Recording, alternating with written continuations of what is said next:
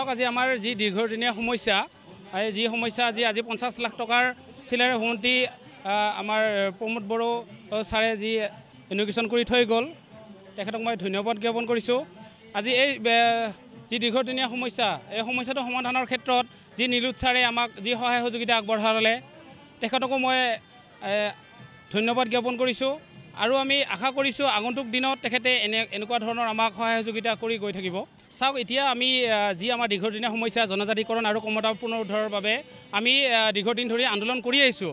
গণতান্ত্ৰিকভাৱে আমি বহু জংগী আন্দোলন কৰি আহিছোঁ, কিন্তু বিজেপি চৰকাৰেই হওক কংগ্ৰেছ চৰকাৰেই হওক বা বৰ্তমানৰ BTS চৰকাৰেই হওক এই জনজাতিকৰণৰ ক্ষেত্ৰত বা আমাৰ ক্ষমতাৰ পুনৰ উদ্ধাৰৰ ক্ষেত্ৰত যিটো আমাৰ সমস্যা এই সমস্যা সমাধানৰ ক্ষেত্ৰত কোনো চৰকাৰে আগবাঢ়ি অহা নাই।